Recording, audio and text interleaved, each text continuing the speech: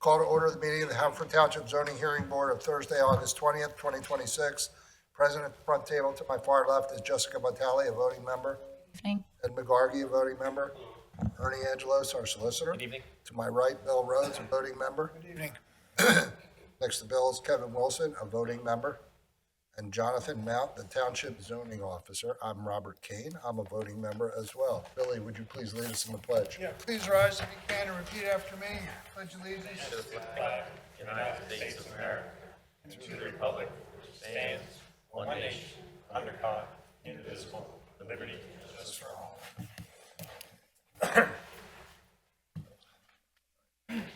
Decisions, right? Nope. All right, we have 4 new cases on the agenda tonight, so we'll just jump right in and get started. First case will be Z2618, Marley Real Estate Holdings LLC, owners of 43 East Turnbull Avenue, Havertown, DC parcel number 2203-0206500, who request the following variances from the zoning ordinances. Section 182-206C6A, 182-711B1, 182-713B, 182-208C1C, 182-707A1, and 182-208C1E1 in order to subdivide the existing parcel, keep the residential structure on Lot 2, and build a new single-family residence on Lot 1.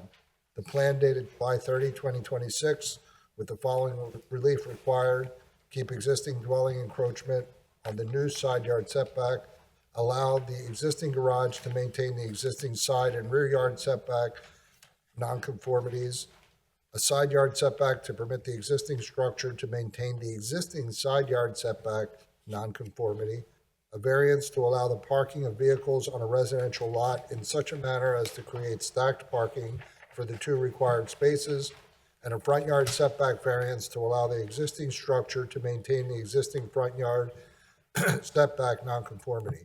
Properties are R6 and located in the 3rd ward.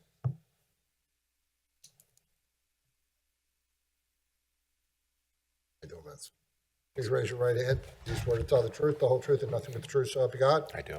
Full name and the capacity in which you appear for the board, please. My name is Vince Sposato. I'm the owner of Marley Real Estate Holdings. I'm the owner of the property and the applicant as well. All right, are you going to present the case tonight, Vince? Yes. Okay. Tell us what you would like to do. First, what I would like to do is enter exhibits for the board to look at while we're presenting our case. First one would be, there's 8 exhibits. A1 is the application. A2 is the deed to the property. A3 is information about Christopher Yan, who is the engineer and is handing out the attachments now. We also included an aerial plan as A4, a photo of the existing home, which is A5. A6 is the original subdivision plan, which we already had presented to planning and was approved. A7 are the new subdivision plans, so we're presenting our alternate plan. And A8 is an architectural elevation of the new dwelling we are proposing to build on the newly formed lot. So the current use of the property now, it's a single-family home, a single-family dwelling that sits on an oversized lot on Turnbull Avenue. Originally, we proposed to demolish the structure and subdivide it right down the middle and create 2 50-foot conforming lots. The property is 100 feet wide. We were approved by planning. We were approached by several people asking if we could possibly save the home. As it sits now, it's challenging because it's pushed over towards the middle of the lot a little bit more. So in order to save the existing home and not demolish it, we're in here to propose some to see if we can get some variances to make this happen. So what you have right now in your hands is are the new plans. So what we propose to do is if we can move along with this project the way we're presenting it now, We'd renovate the existing home, which is more or less in the 100-year-old range. It's not historical, but it does have some nice architectural features that we'd ideally like to preserve. And next to it, you'll see in the packet we provided would be a new construction home that we would build on a newly created parcel next to it. Let's see. So right now, I'm going to introduce Christopher Yan, our engineer, and I'll ask him the appropriate questions to qualify him for the project. Yeah, I know. Chris, come on up. Please raise your right hand. Do you swear to tell the truth, the whole truth, and nothing but the truth so help you God? I do. And your full name and the capacity in which you appear? Christopher Charles Yon, And the capacity? civil engineer, professional engineer. Go ahead, Vince. Okay. Chris, why don't you tell everybody about your experience? So I graduated from Villanova in 2001. I worked for Mommy and Associates until 2014. Hold on, Chris. Mr. Chairman, Mr. Yon's been in front of us several times, and we've qualified him before, and I would recommend that we accept him as an expert in civil engineering to speed the meeting up. How's that, Vince? That's great. Thank you, Ernie. Okay. Yes. Unless there's objection or discussion from any of my fellow board members, we'll accept Chris as an expert in the area of architectural engineering. Okay, If Chris. if it was his first time, Vince, we'd go through the whole litany. Yeah, We'd have our own I questions. know that. You've heard it. Yeah, we've all been here before. So, Chris, you want to continue with explaining your experience? Sure, so I think I'm good on the experience. Okay. Now I'll Yep. explain the project if that's okay. So Okay. These are the new subdivision plans. This is A7. Okay. Don't we have an easel somewhere? Don't know, but I'm okay holding it. Okay. Okay with you. So on the right-hand side of the plan here is the existing home shown in white. We're going to propose a new property line, not exactly down the middle. The existing home will maintain 55 feet of lot width, and the new home will have 45 feet. The new home is shown here in a brown color. The new driveway is gray, and the walkways and patios are shown in tan. Yeah. And so, 7. A7. And I can hand in the full-size version. That's okay. So that's what we're proposing, and then I can go over the relief that we're requesting. Such as Vince said, Vince, why don't you let Chris take the mic so that we can hear him? thank you. As Vince said, A6 was the original subdivision plan that showed just 2 new homes. That is a by right plan that we submitted to the township as a subdivision plan. We went to the Planning Commission, we went to the Shade Tree Commission, we received approval from Shade Tree, a recommendation from the Planning Commission. We revised the plans to address their concerns, and we're now on to the board, although we paused that plan to come back with this plan. The Planning Commission, Harb, and also the neighbors had asked that we make an attempt to keep the existing home. And so that's why we're here. Essentially, So, Chris, just so Yes. I'm clear, if you were going to demolish the existing home, both of these houses would be a by right build, that's correct. so you wouldn't need to be here at all. That's correct. Okay, go ahead. And so we are here in order to keep the existing home. The existing home is not far enough onto the right-hand side of the property in order to get a lot width that's required on the left. So the minimum lot width is 48 feet, but when we draw the setback line on the existing home, which goes through we put it right along the main side of the house, you can see there's a bay window that juts out closer to the property line. And so we started that setback at the main part of the house, and with the minimum setback, that is what required the 45-foot lot width instead of the 48 that's required by the code. This side yard setback variance that we're asking for is in order to keep this bay window on the existing home. It does have a foundation, so it is considered part of the building, so we should have 7 feet. We have 3.3 feet here, which is enough to still walk around the building. One of the other variances we're asking is to keep the existing detached garage. It's currently about 1 foot from the property line. I believe it needs to be 5 feet. And then But that's existing. that is Okay. existing. And then the other variance, 182, I think it's 713B, is any time that you subdivide a property, the existing features are supposed to meet code. And so it's kind of like a belt and suspenders on the other variances that we're already asking for of the side yard and the existing garage to maintain its existing nonconformity. There was another variance that was listed in the, or posted on the agenda, and that was for parking spaces. That was, when we submitted the plan, I missed that part of the code, that we can't have them stacked. We have since revised the plan so that we have 2 parking spaces next to each other in the front. For the new home, we show the driveway widened for the existing home so that we no longer need that variance. That was 182-707A1. So that variance request is Rescinded, withdrawn. yes. Okay. And so that's a quick overview of the variances. We believe that the hardship here is the interest to keep the existing home. In order to do that, that's the uniqueness that creates the requirement for the other variances. There are no variances requested for the construction of the new home that's on a smaller lot.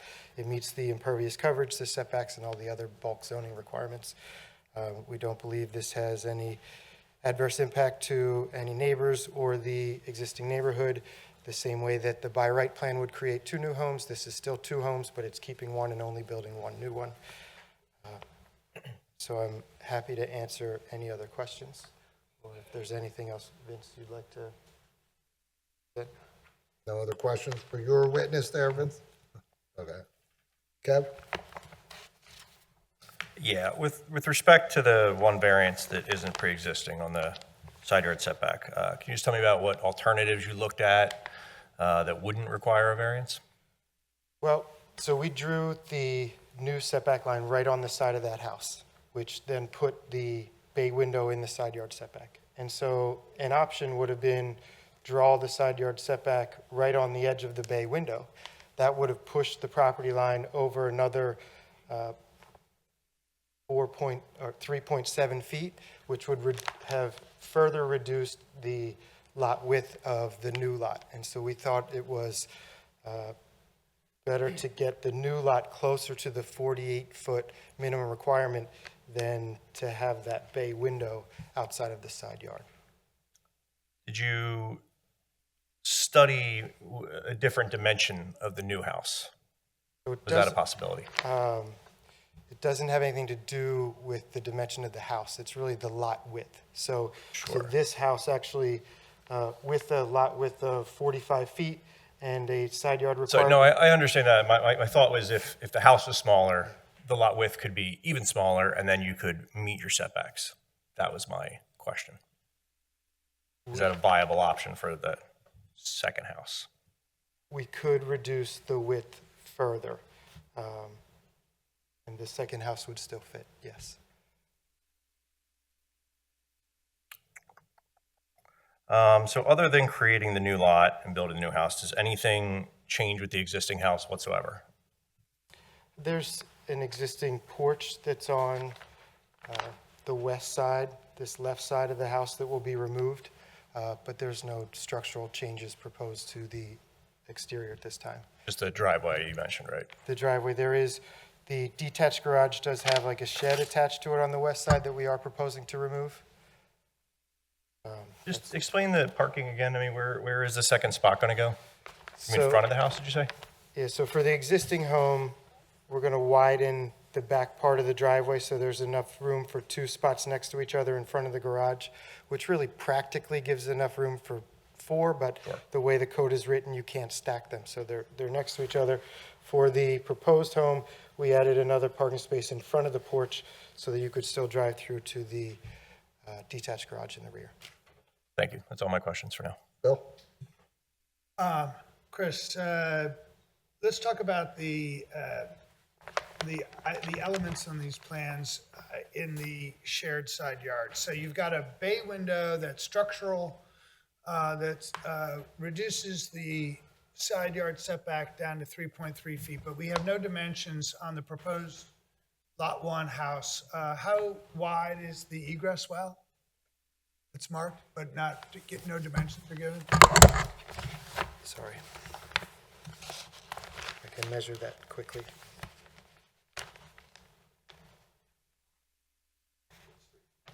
It's about 4 by 7, the new egress well for the new house. So it will, when that's in there,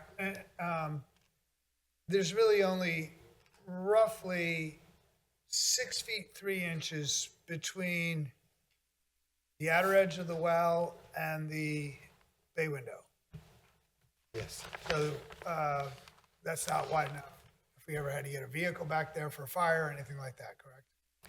Correct. Now, I don't think emergency vehicle would go there, but if I could add, Vince and I did talk about, once I prepared the plan and submitted, we did talk about, could we move the egress window for the new home? And we did intend to do that, but that wasn't on the plans that we'd submitted. So would you move, in theory, conceptually, that you're looking at it, would you move it to a different location on that same side of the building, just so it's not up against the bay window, or would you be moving it to a completely different elevation of the building? We would keep it on the same side of the building, but slide it forward so it wasn't in line with the bay window on the existing home. Okay, and then you've got the HVAC unit sitting in the side yard setback, you've got an overhang, and you've got what looks like a round window well for the basement. And yet there's none of those anywhere else. So and as well as the fireplace. So it looks like the intention is to insert as many of these sort of auxiliary features into the side yard setback. Was that intentional? So on this side, I believe those are all acceptable projections into the side yard setback. It was intentional, which really had more to do with the driveway on the neighboring side of the property and the green area there. Basically, the new detached garage for the proposed home needs to be 5 feet off of the side setback and the rear setback. And so I don't really like to put a driveway right next to the house, but because of the depth of the house, we did try to keep it narrow. You can see that the driveway jogs a little bit over towards the detached garage. So if I took any of those features and flipped them to the driveway side, that means I'd move the driveway even further towards the neighbor's property line, and have to jog more towards the garage. So we thought it made more sense to keep them on the interior of the project facing the existing home. So building a narrower house was not one of your commands? Well, Or this- designing a narrower Well, house? so this already is a narrower house than what is permitted. You can see the 7-foot side yard setback that runs through the driveway. So this house is 24 feet wide. If you have a 45-foot wide lot, you subtract one side yard of 7 gets you to 38, another one of 7 gets you to 31. So this is 24 when we could go to 31. So we feel like we I already understand what made you it could narrow. do, Yes. but I'm saying you didn't really explore the idea of just designing a house that's a little narrower, so that these projections could be away from Lot 2 on the driveway side between the driveway and the house.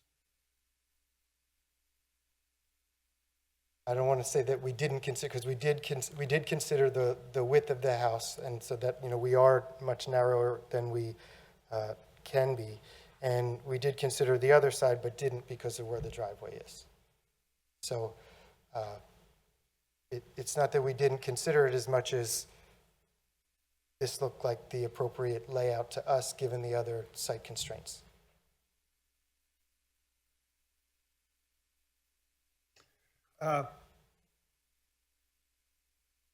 Okay, so all right, I'll reserve any more questions for later. Thank you, Chris. Ed? Yes, I know that you have a lot of revisions that were made to the plans that are not showing up on the items that we were given review before this meeting. Is it possible for you to redline that plan, that exhibit, and submit it with the revisions that you're suggesting you're going to make? So the only revision that we talked about we could make would be sliding the egress well. So these plans. Well, no, you had the and parking space too. those- Widening. Those are in your packet that I In the new handed out. packet, okay. Yes, yes, so they are 7. A7.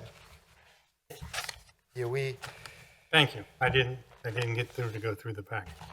no problem. We quickly resubmitted plans after we got feedback from HARB and the Okay. Planning Commission. The issue that I had is what this egress well, is it going to be ground level or does it stick up? How does it work? I believe it'll be ground level with like a clear lid on top of it. Okay. You know, it depends on the grade. Well, yeah, when we do an egress well, first of all, it is adjustable forward or backward. When we proposed a property line, we looked at the existing dwelling and we looked at the bay window, and we thought that the bay window gave the house a lot of character on the side. That's when we decided to shift the line and make the lot a little bit narrower in order to keep the bay, to give it a little bit of room and to keep the bay, you know, for your sight lines from the side, which I believe adds to the character of the home. As far as an egress, it really depends on the grade, but it probably could stick about a foot up. It's like almost like a window, a big window well, and egress. So if anybody ever finishes the basement, it meets all the codes and standards to Okay. be able to get out for I fun. just I've read about them, but I've never seen one. The issue of the zoning release is requested, and it says in this 182-206C, and that's for the R4, so I don't know whether that was just a typo. I believe that's a typo because I believe in our application we have section 208.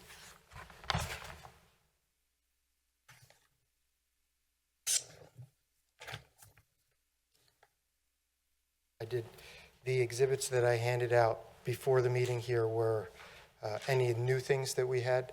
So I didn't include 7 copies of the original application because we included 7 copies when we made the original submission. Okay, We have 206. so it'd be I have- 182, I have 208. I have 208 listed in Okay. our list here.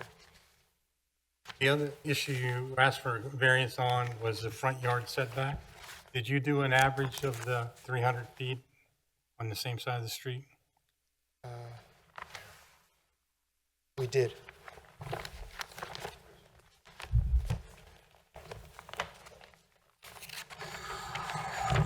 So the median setback we came up with was 15.3 feet. So the requirement is 20, and the existing home is at 19.59. Is that presented in the new packet too? Yes.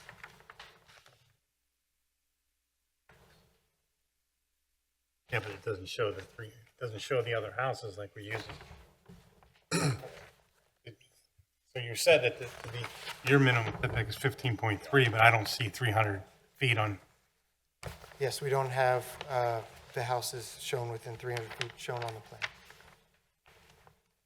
in your testimony is that is how you calculated it? Yes, on page 2 of the plan set, right next to the location map, you can see the median setback calculation, and we show the addresses and the distance Okay, on the side. We didn't include a plan sheet that showed those. very good. Now, the final issue that was on there is the fact about the 10-foot, being 10 foot back from the property. Wasn't that another variance that you needed? That you had to be a 10-foot separation from the,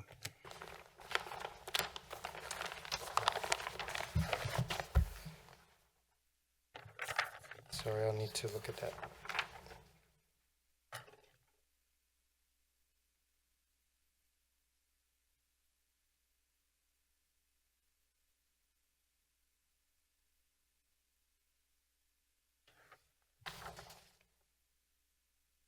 Sorry, where's that one listed? I don't have it circled, but I wrote down notes that was one of the relief that you were asking for, is about the 10-foot separation.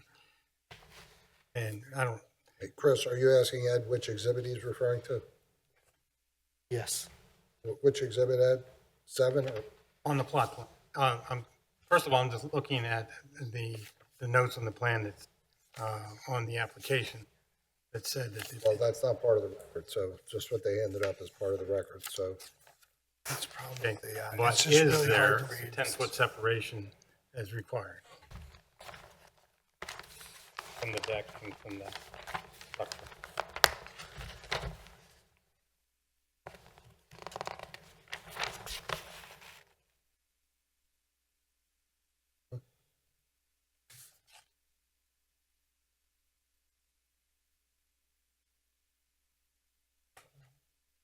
I'm sorry, I don't see the request for a 10-foot minimum. Excuse me? I don't see that request for Okay. 10-foot minimum. But I'm just asking you the question, according to what you're looking at there, that you do comply. What is the 10-foot requirement? What's it for? I'll let Jonathan explain that, because they just recently revised their definition. It looks like it's 13.1 on the one plan here.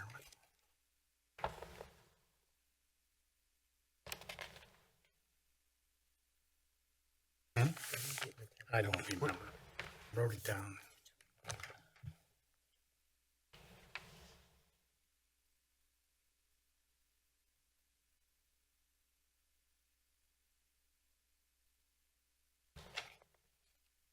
Sorry, I'm not sure where the 13.1 is. The 13.1 is from the back of the structure to the front of the garage, it says on this. No, I'm confused. What is the question? The question is, do they have compliance? I thought I read somewhere, going over the notes that we were presented before this meeting, that they were requesting Okay. relief from that 10-foot separation. We do have more than a 10-foot separation. Yeah, we have 13.1. I'm sorry. Thank you. Between the garage and the house? Yes.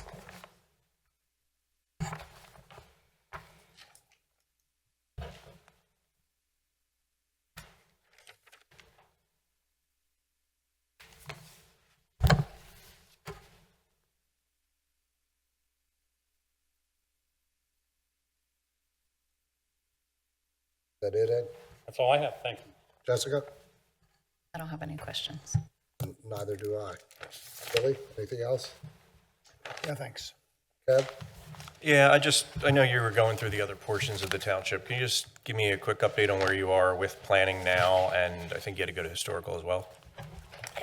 Yes, so we originally submitted the application with the existing home being taken down, 2 new homes. We went to the Shade Tree Commission, received approval. We got the Planning Commission, received their recommendation, and we went to HARB. We then resubmitted, we put that plan on pause. The new plan that keeps the existing home, we submitted. We will be on the Planning Commission, I believe, in September, so we have not been back there yet. We will be in the Shade Tree Commission next Monday night, I believe, although we actually have less trees proposed to be removed at this point. And we did go back to HARB and receive their approval on Monday night. I don't have any approval letter from them, though. So can you be really clear? So you started out with a different plan, and you presented that to planning and historics, let me first ask, their jurisdiction over this application is because you're within a certain distance of a resource? Correct. There is not a historic resource on this property. It's because we're close enough to a property on the street behind. Got it. And what were their recommendations exactly? So I didn't go to the meeting myself. Do you want to call the historic? Planning and historic? You'll have to swear in, Mike. Well, Mike was there on, I think it was Monday evening. We'll have to swear him in.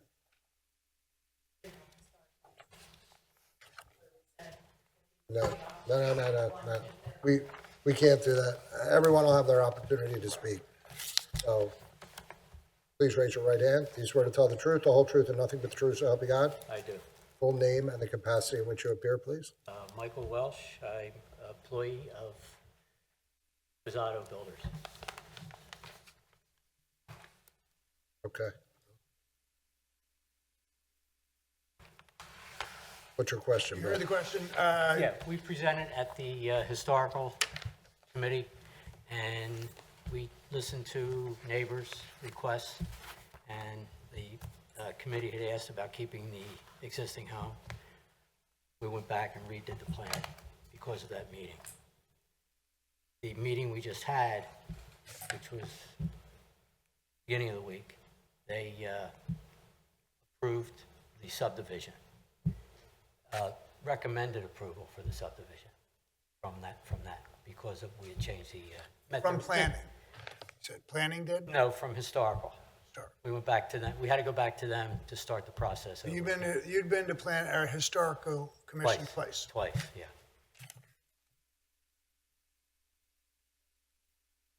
Is that it, Bill? Oh, yeah. Okay, Okay? thank you. What else do you have, Vince?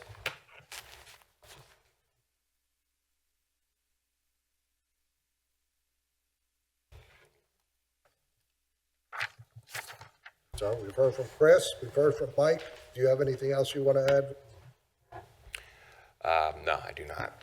And you want your exhibits admitted into the record, right? A1 through A8? Yes. Yes, they're admitted. No other questions? Nothing else you'd like to add? No. With that, we'll close. I forgot my litany. Yeah. Ernie. All right, thanks, Vince. You can have a seat then. With that, I'll ask if there's anyone present that received certified mail that wishes to testify. Anyone that received regular mail? Any other residents of Haverford Township?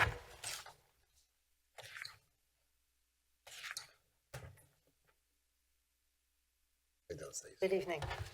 Please raise your right hand. Do you swear to tell the truth, the whole truth, and nothing but the truth, so help you God? I do. And your full name and address for the record. Sure. Stacy Maddox. Do you need my street address? You could just tell us the capacity, if you're here. East Turnbull Avenue in Havertown. Okay. I live directly across the street from the proposed project that's being presented this evening. I wanted to first thank Mr. Sposato and his associates for working with the residents and the Historical Commission to save the existing property. I very much appreciate that, and I don't want to speak for my neighbors, which are also here this evening, but the first meeting before the Historical Commission, a lot was shared with the applicant, and they very much listened to the residents at that time and made some design revisions. I guess it's a little unclear to me. The Historical Commission meeting was on Monday night of this week. And at that time, they came before the Historical Commission because there are two historic resources within 100 feet of this property, one of which is my home. And the Historical Commission recommended approval based on the plan provided, which it almost sounds like that has subsequently been changed this evening from Monday night, which is unclear to me. What was presented on Monday evening was a stacked driveway for the new lot. Sounds like that has possibly changed, which is unknown to me, but that has changed, would potentially have an impact for the Historical Commission's recommendation. A stacked driveway would be more in the character of the surrounding properties on our street, which I know Mr. Sposato and his group has been working hard to comply with. So I would like to request that, I don't know if the log jam would be with Mr. Sposato, if it's with zoning, I would like to request consideration to retain the stacked driveway for the new lot. We have a significant parking issue on our street that would enable us to lose less parking than adding another driveway space in the front. And we also don't have any properties on our street that have that type of parking. I don't know where the garage would be in such a design. The design that was presented on Monday evening included a front porch for the new property, which would be also, thanks to the design Mr. Sposato presented on that evening, Mr. Sposato's representative presented on that evening, included a full front porch, which would also be within the character of the other surrounding homes and historic resources on the street. Forgive me, because I'm caught a little off guard with a new plan that has been presented tonight that I was not aware of. I guess Mr. Sposato and his group have also revised the plan to retain trees at the curb per the plan submitted for the Historical Commission meeting. It sounds like, I don't know if that's going to be impacted, if you are now adding a second parking space in the front. If more parking is going to be in the front, does that then mean that the garage is going to be in the front? It's just, forgive me for not being more prepared this evening. I just was surprised. I was actually coming here to support Mr. Sposato and his team for proposing a stacked driveway, for keeping the trees at the curb, for the design to include a front porch, and most of all, for his support of retaining the existing home, which is the first stone property in our neighborhood, of two and a half stories, and has very much listened to the residents of our neighborhood. I know that in doing so, it requires him to be delayed on his timing. It's requiring certain variances. It's requiring extra effort on his part, and as well as his team. I just want to say that for my input as a neighbor of this neighborhood and lifetime resident of the township, as well as a property owner of a historic resource, that I very much support his efforts in going to the extra effort in listening to our community. So I guess that's all I have to say. If it's possible, I would like to see the revised plans at some juncture, if that's what's going to be proposed. What was presented on Monday evening, I believe, just had a stacked driveway on the right-hand side, which was adjacent to the existing property owner at 35 East Turnbull. So, And Stace, you know that the township requires side-by-side. So that's why they had a variance request in for the stacked. yes. And they're also required to request the minimum relief. So if they're able to put in side-by-side, that would have been vetted out by this board and may have been an issue with our approvals to begin with, having stacked. But with respect to seeing a revised plan, we're going to go off the record, 2-minute recess. Jeff, we'll resume the meeting of the Haverford Township Zoning Hearing Board. So Stacy, did you have a chance to look at the plan with Vince? Yes, Mr. Kane and fellow members of the zoning board. I did have an opportunity to review the plans, and I have a greater understanding at this juncture that Mr. Sposato and his team are proposing to make a modification to what was submitted to the Historical Commission based on basically minimizing the zoning relief that they're requesting from you. So I thank you very much for the opportunity to review them. And I remain in support overall of Mr. Sposato and his team and all that they are doing to try to keep this existing property. And I would very much support whatever variances they're requesting this evening. So thank you very much. You're Thanks. I appreciate the extra time too. And any questions for Stacy, Jessica, Ed? No question. Bill? Okay. Kev? No. Great. Thank you very Stacy. much. Thank you. All right. Anyone else that received certified mail? Anyone that received regular mail? Any other residents of Haverford Township? Going once, going twice, gone. With that, we'll close the record on this case, and the decision will be rendered at our September 17th hearing. And that's it. Vince. Hold on 1 second.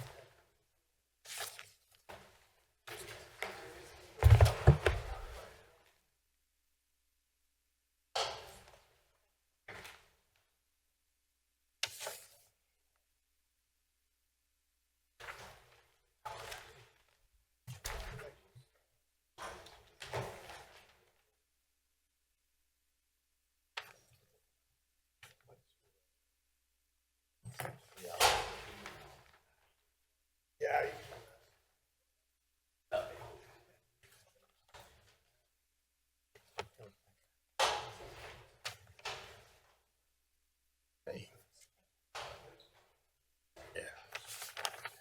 He said this garage. I look, this is like a less than that. Yeah, she is now. I don't know if you have to go. Change the lawyer made a different interpretation. I wasn't quite clear. Confused with radio. Jesse. No, it's Lee. I hate them. That's the one that worked. And where were you taking notes?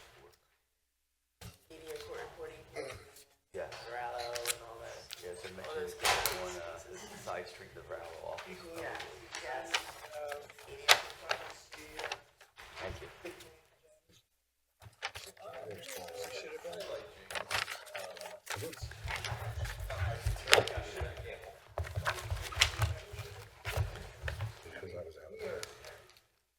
All right, you guys ready? All right, our next case is Z2619, John Rayer and Sons LLC, owners of 0 Old Forest Road, right?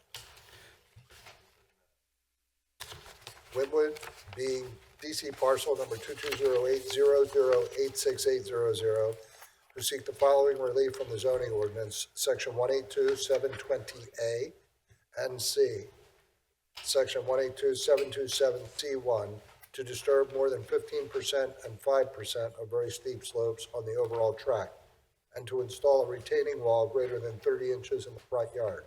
Property zone R2 and located in the 8th Ward. Hello. The floor is yours. Thank you. Chairman Kane, members of the board, my name is Lee Stivel. I represent Joseph Rayer, the applicant. Let me take a moment and take a little tour of the exhibits so we can speed this along a little faster tonight. The first exhibit is A1, is the application. A2, Mr. Rayer is the equitable owner of the property pursuant to agreement of sale, which is attached again as A2. A3, we have an existing features plan with, on page 1, and page 2 is the situs of the home and the other improvements, including driveway access. Exhibit 4 is a few photographs of the subject property and the contiguous properties. The first photograph showing a sunrise or sunset right behind trees, that's looking into the frontage of the property from Old Forest. Picture number 2 is the rear yard, or the lot itself in general. Picture number 3, there's a gray stone house. That's an E-build construction, circa 2017. And that's 118 Old Forest, and that's to the right-hand side of the property, looking at it from the street. The next picture, which has a Honda Civic in the foreground, that's 108 Forest, and that's to the left of the property. And you'll see that the tree line to the right, that's the subject property. The next page, something very similar, just from a different vista. We're looking into the corner of the lot. Number 6 is the house across the street. It's a lovely split level. And a second photograph of that. And the very last photograph is a streetscape photograph across the street. A5, we have proposed elevations and floor plans for the board's consideration. Certainly a condition that we develop according to these plans would be acceptable. A6 is the CV of Mr. Christopher Doherty, a civil engineer in Pennsylvania. He's been admitted as an expert in several local zoning hearing boards in the area, including East Fallowfield, Easttown, Tredyffrin. And with that, I would ask, you swear the two gentlemen in?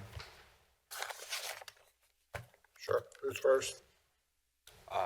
Please Applicant Joseph Rayer?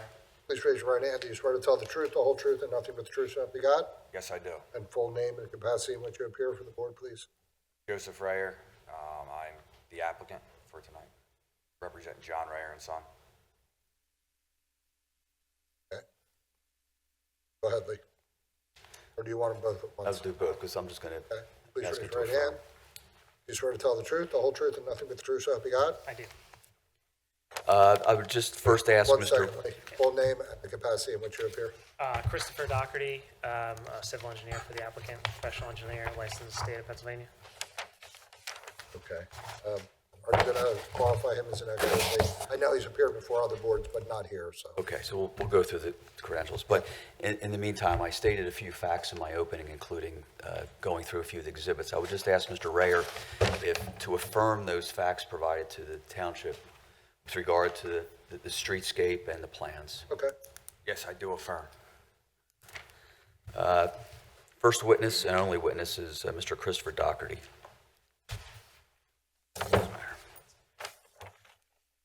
You want to take him through a voir dire? Will do, yes. Go ahead. Thank you, Mr. Chairman.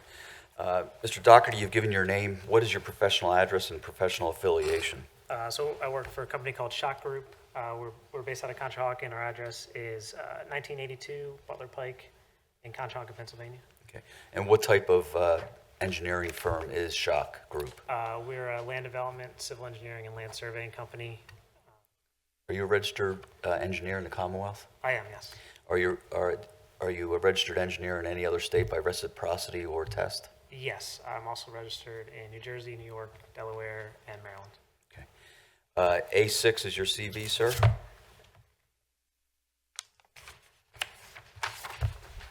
Yep, thank you.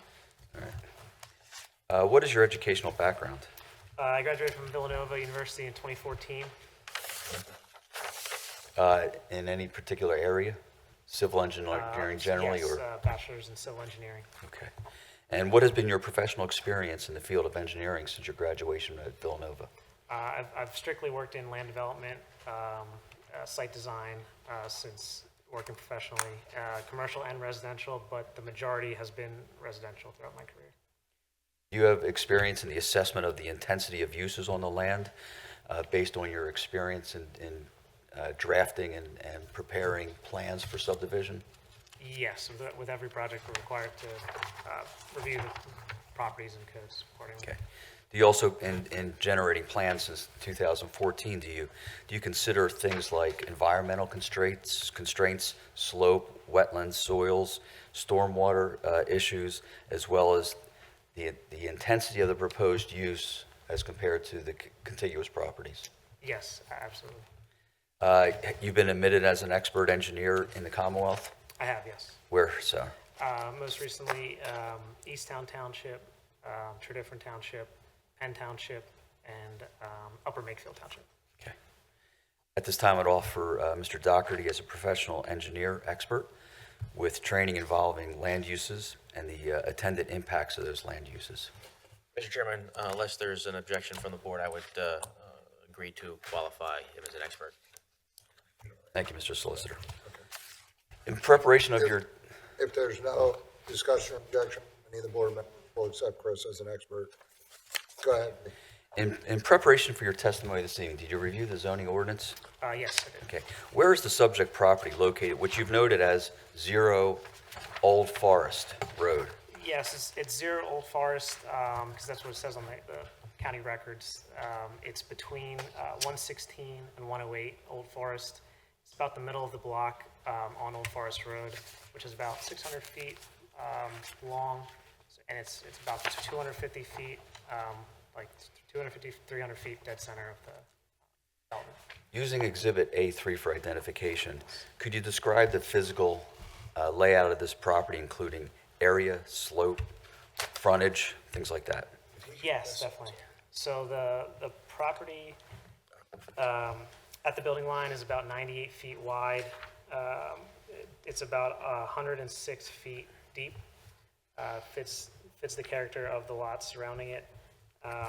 The property slopes from the northeast to the southwest towards Old Forest Road. And what is the property zoned? Zoned R2. Is the property currently improved? No, it's currently a vacant lot.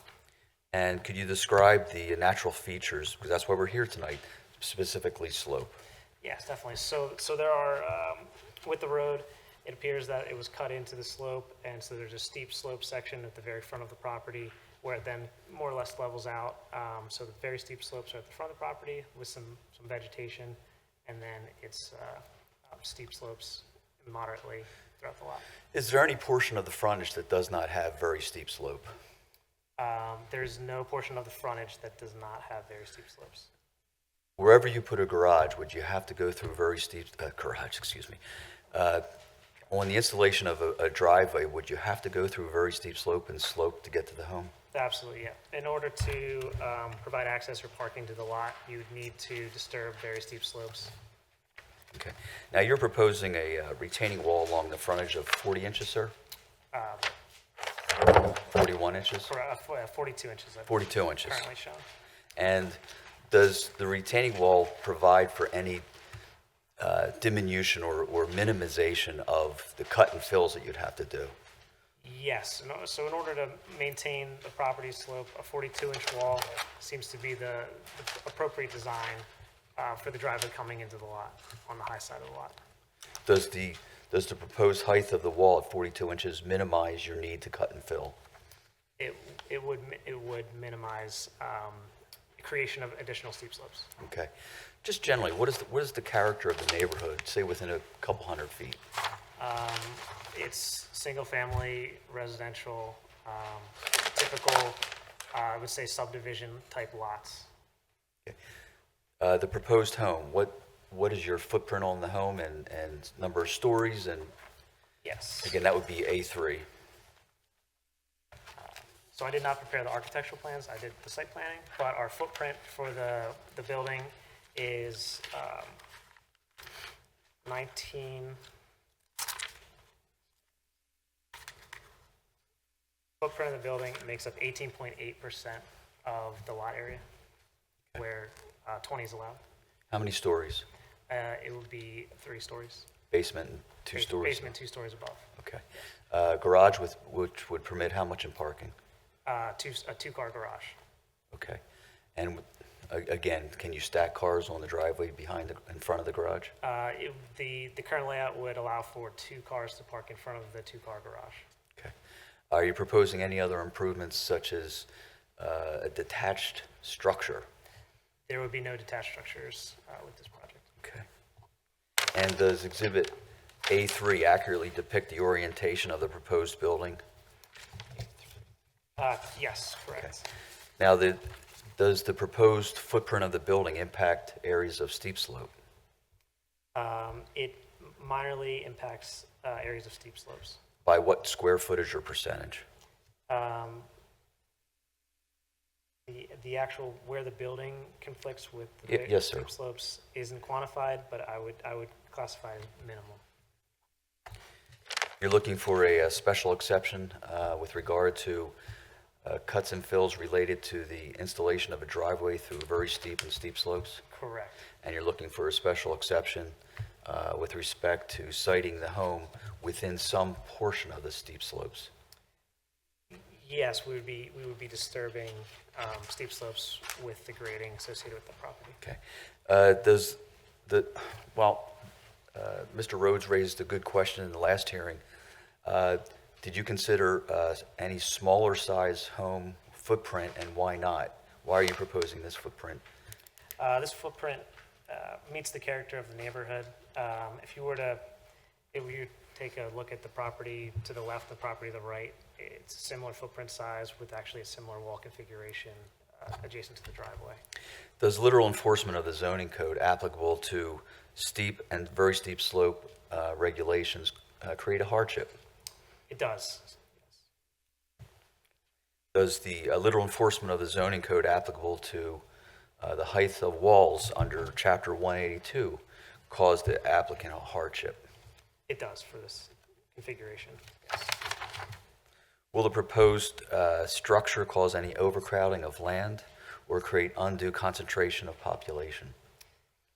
No, this would be a vacant lot that would now have a structure on it which would fit the character of the neighborhood. Are the houses surrounding this home to the left, to the right, across the street, are they all 2-story homes? They are. Okay. Will the proposed home, as you've proposed citing it, impair adequate supply of light and air to contiguous properties? Should we meet the building setbacks, which we do on our plans, it would not. That's a good question. Other than your relief you're looking for in steep slope, very steep slope, and wall, does the proposed plan comply with the other area and bulk restrictions? It does. It requires with all of the dimensional requirements. Okay. I think you've answered this, but is the proposed home consistent in character with the neighborhood? It is, correct, yes. Okay. Is the subject property suitable for the character and intensity of the proposed development with respect to soils, slopes, drive access, things like that? Yes, this development would fit the character of the neighborhood.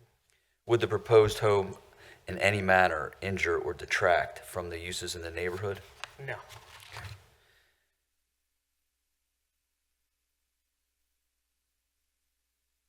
Are the physical circumstances presented on the plan involving slope and steep slope, are they caused by the applicant? no, Do you believe that this home would be adequately served by sanitation and other public utilities? yes, Would that home unduly burden any of those public facilities, including water, sewer, parks, or public services? no, Based on the evidence that you presented tonight, do you have an opinion whether or not the single-family home would in any manner injure or detract the use of the surrounding properties? no, Will the grant of relief with respect to steep slope restrictions be in harmony with the spirit and purposes of the zoning code? correct, yes. Would you use stormwater management to protect the areas of slope other than the areas that you're cutting and filling? Yes, yes. Okay.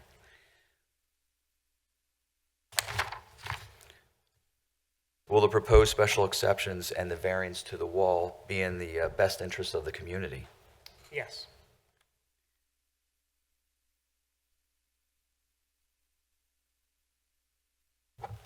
And would the applicant be accepting of a condition that he develop the property in a manner consistent with his plans marked A3?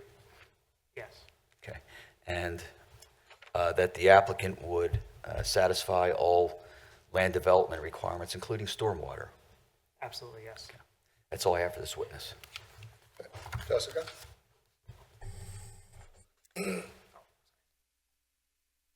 You testified that the house construction minimally affects the steep slope, but on Exhibit A3, page 2, it states that 88.56% of the steep slope is disturbed for this project. Can you describe a little bit what is causing that 88% disturbance? Yes, definitely. So, let me see here. Yep, so on our lot, in order to install this building, we'd have to grade as well as install it. And just in moving the dirt, we would change the grade of those slopes. We wouldn't make them worse. The structure would then hold them up and I think improve the overall integrity of the lot. But we would be touching them, so then we quantify that in a number. I don't have any other questions. Thank you. Ed? Yeah, the issue of existing features plan shows a planter and a playset. Are the neighbors encroaching on the property, or? That's a great question. Playset is the owner of the subject property, or the playset is owned by the owner of the subject. You say that again, I didn't hear that. What The was that? playset depicted in two pictures marked Exhibit A4 are on the subject lot and are owned by the property owner. Do they own one of the adjoining properties? I think they used to. They used to own The rear. yes, yeah, they used to own the property to the rear of what is being proposed now, Zero Forest. He sold that, I think, a few years ago, but left the playset there. I've already asked him to ask the neighbors to say, look, does anybody want the playset? We're more than willing to, bring it over there. To the neighbor's house, it just needs to get, disappear. Okay, that explains that. I couldn't figure out why there were structures on the property. The other thing is about the retaining wall. It says is the whole length of it is not going to exceed the ordinance, or? It's not the whole length. It'll be tapered. So it's really just the closest piece to the house will be taller than the allowed 30 inches. And then it'll taper down as it goes towards the street. Is there any type of safety device needed on the top of the wall to prevent people from falling over it? There would be fall protection where it exceeds the 30 inches. A fence, the fall protection of a fence would be installed on the top, yeah, where it exceeds the 30 inches. The other question I had, two things regarding stormwater. It shows a drainage feature that drains along the side of the house, right to the wall. I don't know how much off-site water is going there, but is the water intended to go over the wall, or is it intended to go behind the wall? We'll likely place an inlet box close to the wall as it swells along the wall, put an inlet box as it goes downstream, and then we'll likely be able to pipe it to the underground system in the front yard. This stormwater management design isn't completely ironed out. It's more of a conceptual design, but we'll be following the code requirements for Haverford Township. And, yep. Okay. The other thing I have on the stormwater is the issue of the feature in the front of on the steep slopes. And it represents a difficult thing to do with an underground feature without having the design detail. But are you sure you'll be able to build that type of structure without disturbing more of the steep slopes to get down to the grade that you need? I'm confident we can keep our limited disturbance where we show it on the plans. If we needed to, we could increase the size of the infiltration beds, or we could move that outlet higher into the site. We have enough fall in the site to make the stormwater pretty workable. So I'm confident we can keep our limited disturbance where we show it on this plan. And the final thing is the level spreader. I'm assuming that the level spreader is not labeled, but usually not a good idea to discharge it to a 25% slope. I don't know if there's any other alternatives for that. Yeah, we can look into alternatives, and I'll be reviewing this with Pannoni Associates, as they do their engineering review. But we have done reinforced matting and things like that on plans before. That's all I have. So, apologies, because I couldn't understand either your answer, or maybe the audio. So, Ms. Vitale asked a question about, I think it was the percentage of the steep slopes and very steep slopes that you are going to be disturbing in this project. And I heard you earlier say it was effectively a de minimis amount or a minimal amount. But the plans certainly indicate perhaps otherwise. Can you actually put a number on those calculations, or am I just not seeing it? Yeah, it is on the plans at the bottom right side of the plans. So there we did quantify the numbers, and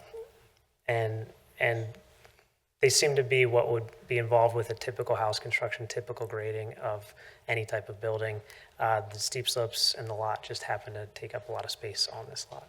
So so it's clear, what you're talking about is disturbing, am I reading this right, 88.56% of the total steep slopes? Correct. And 53.05% of the total of very steep slopes will be disturbed. Correct, yes. So why do you have two different stormwater facilities for a single home? Is neither one big enough to meet the requirements for that one home? So we haven't run the calculations exactly yet. That would be the next step. We're going to perform infiltration testing, design the systems. It seems like the most conservative approach and best design to do two systems, collect the back of the house, collect the front of the house, and then have them outlet together towards the front of the property. It just seems like a good design. I think we're going to go that route, but that is the next step. They're both located within steep or very steep slopes, or at least partially. Right? Partially, correct, yes.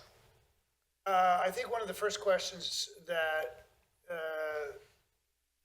Attorney Stiebel asked you was whether you were familiar with the zoning code and so to put stormwater in a steep slope or a very steep slope, did you look at the requirements for that? It's just my understanding that once we recreate the slope and disturb the slope, then it would no longer be a steep slope and we'd place the stormwater management within that area. I'm not sure if that's correct, but you do realize that to put it in, you would need a special exception for that, which I don't think you've requested. In the aggregate, we have requested, on the proposed plans, both disturbance, as shown on the footprint of the building and facilities, in both steep slope and very steep slope. I get it. Okay, so your view is that by seeking relief to disturb steep slope, that includes putting in stormwater management facilities in the steep slope, which specifically requires a special exception. Yes, That was your take on it? yes. Have you talked to the township engineer about the stormwater management plan in a steep slope? I have not yet.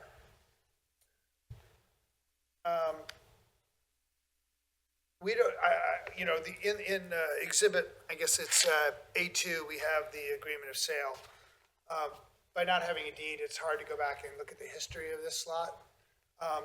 This was, I believe, based on the application, part of a master development plan previously. That's my understanding, correct. And to your knowledge, were there other parcels within this master development that were not built? Not that I am aware of. So have you ever thought about why this property might not have been developed? It's my understanding that one of the neighbors had purchased the lot to use as a yard at some point in time, and then had sold their house and kept this lot. Okay. So it's not the topography of the lot or that is suggestive as to why it hasn't been built yet? Yeah, correct. That's not the character of the lot. I did review the site plans for the house directly to the right, built in 2017, and it was a very similar, almost identical lot configuration and house configuration that we're proposing. Fine, but does it have the same sort of slopes on that adjoining property? It does, yes, almost identical. The wall's actually closer to probably 5 feet tall on the driveway side. Similar slopes, almost identical configuration. And then additionally, since 2024, the stormwater management code has been updated in Haverford Township to not allow for the rational method, which is great. So we have to install more stormwater management than what was installed on that site. So it will improve the condition of stormwater. Mr. Rhodes, if you look at Exhibit A4, the third picture, you'll see the contiguous property situate to the right, and you'll see a retaining wall with regard to slope management, as well as a small retaining wall on... Which page of the pictures? It's got a red retaining wall, red brick, to the right of the driveway. That property's across the street, correct? No, it's to the right-hand side, same side. Yes, The tree on the left-hand side of that photograph, that's where the subject lot is. Again, they dealt with, I believe, very similar slope issues 10 years ago. We do have 2 retaining walls for driveway. And the frontage slopes are the same.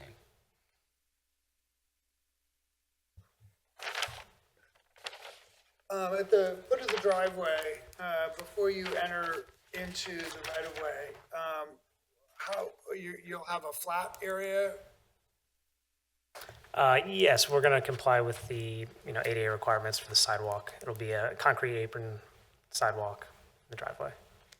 Right, so, but once you cross that sidewalk, you're going to be immediately going uphill, or are you going to have a landing before you come out into the street? It'll be, it's under 10% slope, so it's fairly flat. The driveway will be under 10% of slope on our property. Okay. Yeah. So it will be flat, to answer your question. You wouldn't have to worry about snowy conditions, cars sliding in the road, that type of situation. Okay, and then the burgundy checks around, is that for a sediment stock or? That's our conceptual limited disturbance, but we would be comfortable making that our approved limited disturbance line. That's where we would expect any, change in grade or any construction activities of that nature. And the rear patio, that will be at surface, or is that a stone patio on the ground, or? It'll be flat, yeah, at surface, a few steps down from the exterior door. Those small triangles are 3 steps going down to a flush patio. And you have a window well that looks like it's 8 feet wide. Is that really a egress well? It is, correct, yes.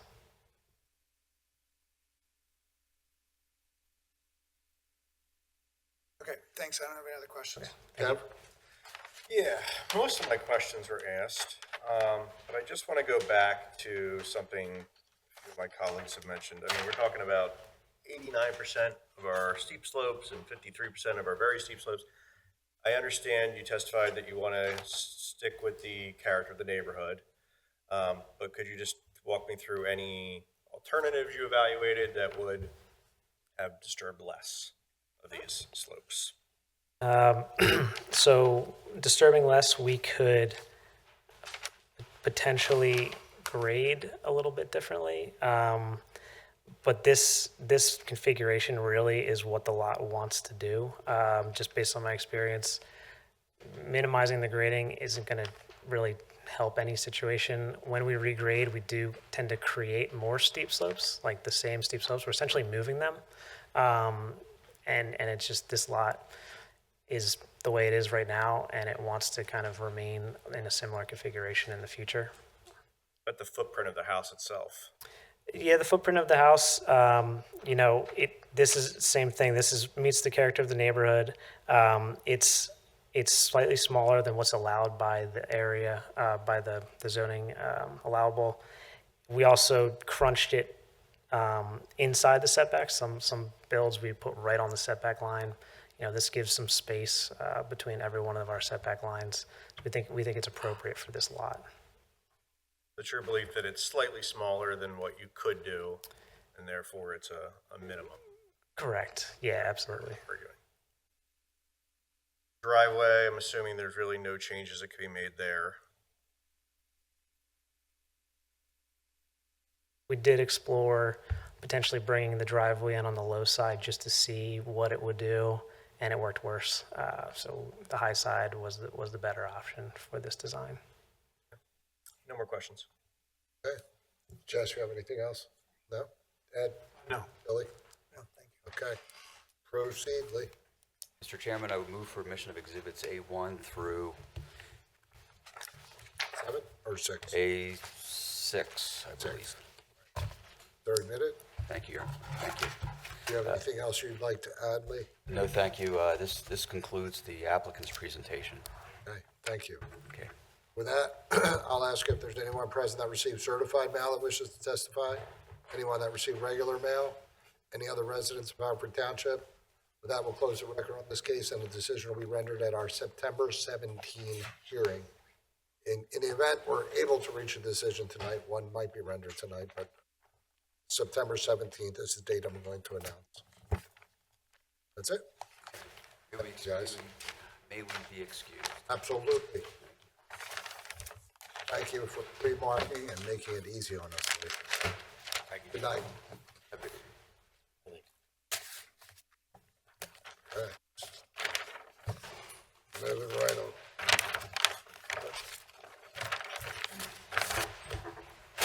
Our next case, Z26-20, David Quiros. Yeah. And Julia Nation Quiros, owners of 216 East Manila Road, Havertown, DC parcel number 2207-0094-800, who request a variance from section 182727C1, 3, and 4 to place a fence 5 foot tall in the front yard to abut the public sidewalk, where a fence is not permitted in the front yard except for a secondary front yard where the parcel is a corner lot. Property is on R4 and located in the 7th Ward.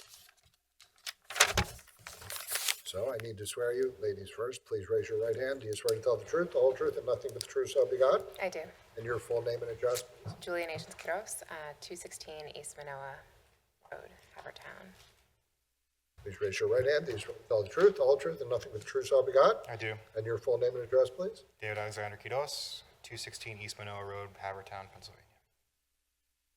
Okay, so you had the benefit of hearing the attorneys present their cases, right? Or the builder, experienced builder in that case.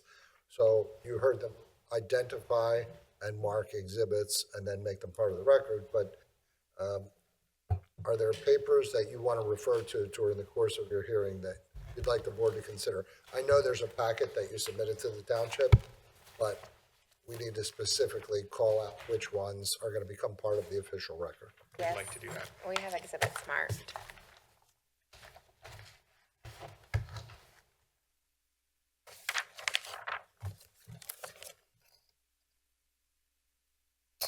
Oops. Thank you, David.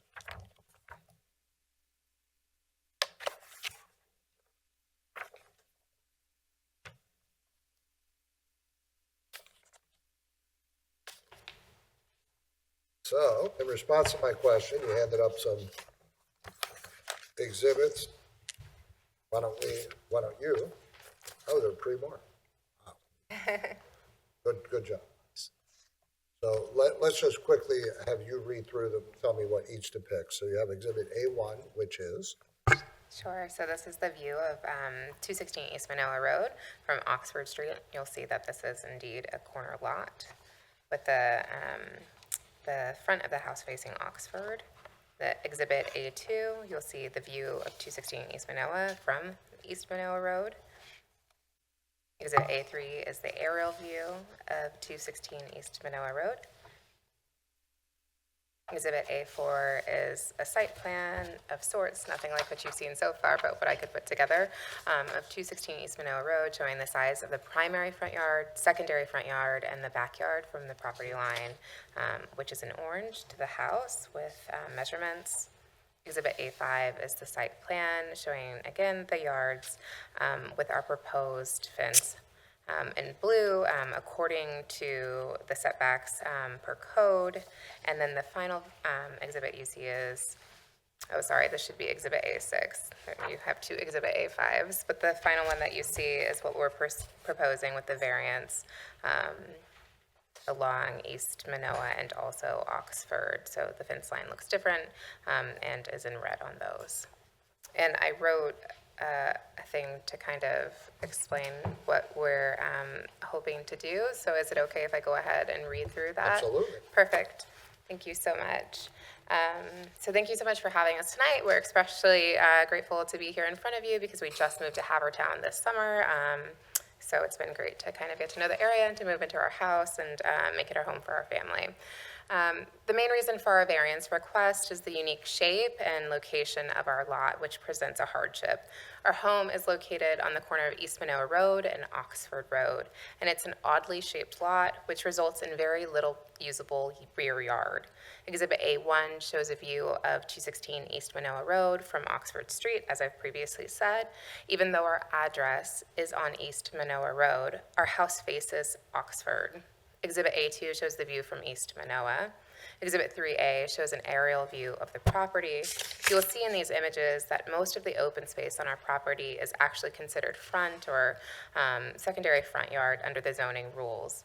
Exhibit A4 shows the size of our backyard, primary front yard, and secondary front yard. We have 3 young children, including a 3-year-old, and we have a family dog. Like most parents, we want our kids to be able to play outside our home and have a safe place to do that. The problem is that if we follow the fencing setbacks strictly, we would lose a large portion of the yard that we could otherwise use for our children and our dog. You'll see this in Exhibit A5. Our primary front yard along East Manoa is only 13 feet from the sidewalk to our house. So if we put a fence 5 feet in per code, we'd only have 8 feet of usable space. And we have also mature bushes along the side of our house that abuts our house, so we have even less space on that side. There's also a very large old tree, which you can see in the pictures, which would also be in the way of a fence setback of 5 feet. Likewise, on Oxford, we'd have to cut many mature plantings in order to accommodate the fence, and we would lose the entire first 6 feet of our yard according to that setback. What we are proposing is a 5-foot privacy fence with a 1-foot lattice top along East Manoa Road next to the sidewalk, and a 4-foot picket fence along Oxford Road abutting the sidewalk. just moved to the area this summer, and we have inherited thorny bushes that line our property on East Manoa. We've trimmed these back, but they are really overgrown and really thorny. We'd pull these out and put the fence in their stead. I think a fence would be more aesthetically pleasing and also wouldn't impede anyone using the sidewalk. Neighbors previously complained about their kids running into these bushes. I also don't love them for our own kids. The proposed lattice top fence along East Manoa and the picket fence along Oxford would be consistent with other fences we see in the neighborhood, as would placing the fences abutting the sidewalk, especially for corner houses in our specific neighborhood. Thank you for your consideration. Okay, thanks, Julia. Bill? Hi, welcome to the township. So I'm trying to just make sure I understand. You are looking to put a 5-foot privacy fence along both Manoa Road and Oxford? No, so the 5-foot privacy fence is just along East Manoa, and then at Oxford, it would pick up with a picket fence that's 4 feet. Well, So- is it 5 feet or is it 5 and then 1 foot on top? Yeah, so it's 5 foot It's with 6. the 1-foot lattice on top, so a total of 6 feet. So only 5 feet is the privacy part of the fence. So this is because you, notwithstanding your street address, you are viewing your front yard, your primary front yard, as along Oxford. I wasn't viewing that. Mr. Mount was viewing that. How do you view it? Oh, so I think the whole thing is a bit wonky with our address on East Manoa. The orientation of our house is just really strange. So why did you, okay, why did you decide to put a 4-foot fence in one place and a 5-foot in the other? Because we'll also be fencing the back of our property. So our neighbors have a fence. If you look at Exhibit A5, you can see the back part of our property. This part is already fenced by our neighbors. There's a chain link fence there. We've talked to them about putting in a fence for the rest of our property upon which there are currently hedges. They want the hedges pulled out, and they're totally happy with us putting a 6-foot privacy fence, which I think per code we're allowed to have in the back. So our hope is then that we would just continue that fence along East Manoa to create a privacy area between the backyard and the side yard so that our kids can safely play along that side of our house. There's a lot of mature plantings above that provide shade.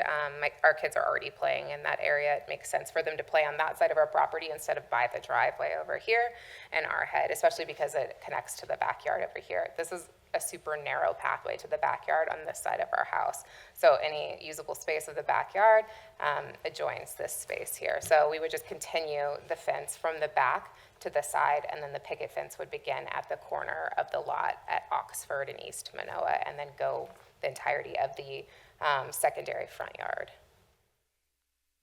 So you're treating then your primary front yard as if it's the equivalent of a backyard? The property along East Manoa Road is strange. That our address is on East Manoa Road is peculiar, considering the house faces Oxford, and we have, our backyard, the rear of our house, backs into our neighbor's side yard. Again, it being a corner configuration makes it unusual. But yeah, we are treating it that way. Yeah, you're treating your secondary, what's technically your primary front yard. This is why I was wondering how you view it. You view that as really the equivalent of a backyard. That's right. I think because of the layout of the lot with the trees there too, that's where our kids have a little pool. That's where the slide is. That's where we hang out a lot. And it's right up against East Manoa because it's a double yellow line. It makes me pretty nervous to let my kids out there by themselves. I would love to just open the front doors and let them outside and not worry about it. Yeah. So, I know you're new to the township. We handle a lot of these cases. Have you witnessed any of them on TV? I watched, per Mr. Mount's advice, I watched the last 2. You hear a lot of cases where the fences are estate fences, right? In your packet, there's quite a bit of information about the maturity of the plantings providing already visual buffering. So it begs a question to me, why you couldn't just put an estate fence in and leave, maybe just prune back some of it, but leave a lot of it there to get your privacy from the natural planting and not put up a stockade fence? Yeah, I mean, that is an option that we could do. I will say that those bushes have not been well taken care of, and so they don't provide the same thing that a fence would do. I mean, there's holes all through them. For example, postal carriers, Amazon delivery people are constantly going through our yard. They go right through those bushes to go to our front door because they're also very confused about our address. They can never quite find where we live. So it provides a visual wall of sorts, right, in the same sense that a fence would, but there are also definitely openings, and it has not been maintained over the years to provide something that like cypresses would. They're not really nice bushes. They're really thorny bushes that we would like to pull out and just replace with a fence. They're terribly thorny, and it would lead to maintenance issues. So if we were to do that type of fence, it would almost inevitably cause deterioration of the fence based on, and trying to maintain it through or under a fence would be difficult as well. So in your application, you specifically said that you're not looking to blockade yourself off from your neighbors. But isn't that exactly what you're doing? I mean, we would just like some Post fence in your front yard? We would just like some privacy. I mean, I don't think that's too much to ask on a double yellow line road. You've asked for, you asked for something different. You asked for, the purpose of your application was for really safety and convenience. But you said it wasn't to kind of wall yourself off from the neighborhood. Sure. So, but you do want that a little bit? Well, I do want a little bit of privacy, considering that our backyard is only 11 feet. That's not really usable space for like a swing set, for example. And I would love for our kids to just feel like that corner part of the yard, the 13 feet that you can see, would be actual usable space where we could maybe even put like a zip line from the, the rear part of our yard towards the front. And I don't have to worry about them out there talking with anyone, who might approach them on East Manoa. It's a super heavy walking traffic area, which is mostly fine. Like I love saying hi to our neighbors as we're out there with our kids, but also the 3-year-old still follows a ball into the road. And so I would like a fence that she's not trying to climb over to follow something that goes out onto East Manoa. And a 4-foot or 5-foot fence would do exactly that. Well, so would an estate fence. Yeah, I mean, one of the things that we didn't put in our application is that, like, if the board decided, that a 4-foot fence with 1-foot lattice on top or something like that would be more amenable for the neighborhood, then we would be really happy to put that up too. It just started with, the kind of fences that we were used to seeing in our old neighborhood, and offered that as the first option. And so you wouldn't be amenable if we condition it on an estate fence? So, I'm sorry, is an estate fence like a wrought iron fence? Is that what an estate fence is? Yeah. I think just for cost purposes, we weren't. Space in between, visibility in You between. can see through it. Yeah, I You think we can't- just weren't But considering. a ball couldn't, the ball's not gonna go through it. It's usually, I think, 4 inches, perhaps. Yeah, probably about 4 inches so a head doesn't get stuck. And it doesn't have to be wrought iron. It can be Okay. aluminum pickets, or I think they probably make plastic versions. Are there wooden options? I think that I think that we would be happy to consider something like that. Sorry, I thought that an estate fence was only wrought iron, which just seemed kind of out of our budget. It was a monetary consideration when we looked at what an iron fence was. But on the other side of our block, well, like down the block, somebody has, I guess, what you would call an estate fence. It's a horizontal fence with small gaps between each of the horizontals, serving the same purposes. I think it's about a 5-foot fence too on their property, and so we would consider something like that. Yes. And so you're looking to by putting this fence in, then you would want to put a playground and a zip line in your front yard? In the corner probably, and perhaps in that rear corner if there's enough space for a swing to be pushed in that rear corner, but if there's not, then yeah, in the front corner of our yard. There's currently 2 really large trees that we hope to keep, and we would just nestle a swing set between them. Do we have limits on that in front yards? Swing sets? And not permitted. Not permitted, right. Okay. So no matter what we would do, we wouldn't be changing the identification of your front yard. You have a front yard and you have a secondary front yard. Now, Okay. we might be able to argue about which is which. Okay. That we can.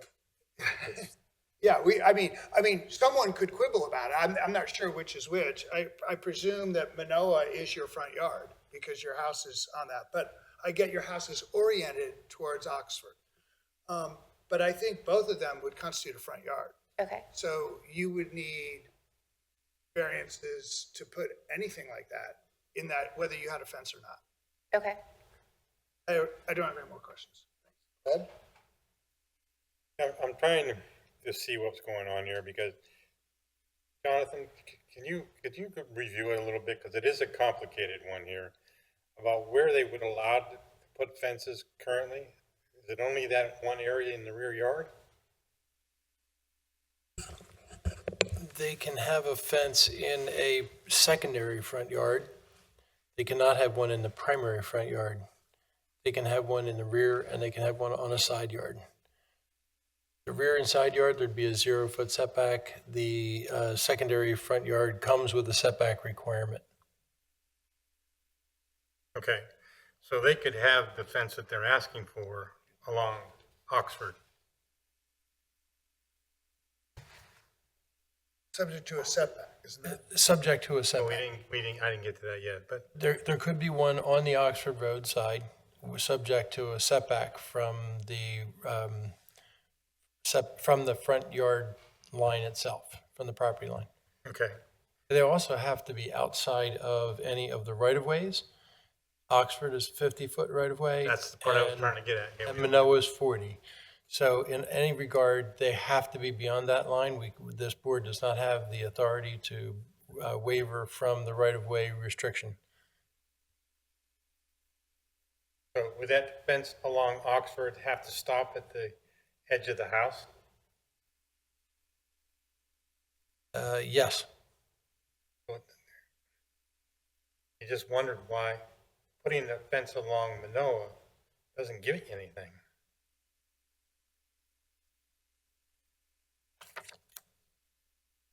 Show you what I think he means. Yeah, I'm sorry. I'm not sure Is that I that a totally. question? It's Yeah. 13 foot long. Right.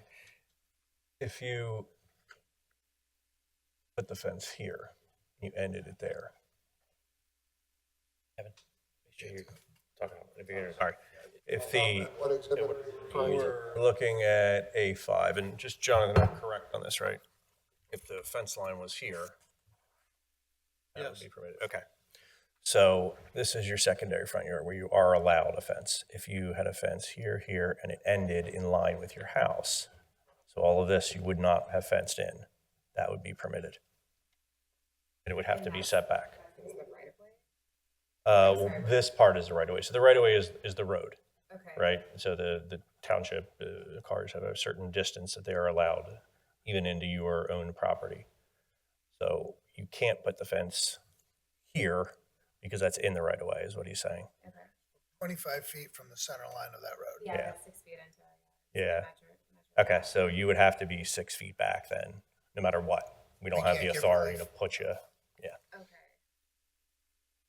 So that's, Realize that. Okay. but if you just did this, this, and this, and you ignored this, you would lose that little bit of yard, but I think as we've said, this isn't really super useful to you anyway. Okay, so just for clarification, we can't put a fence along Manoa? Not without a variance. Right. Okay. You can, if that's what, At least 20 feet from that road, center line of that road.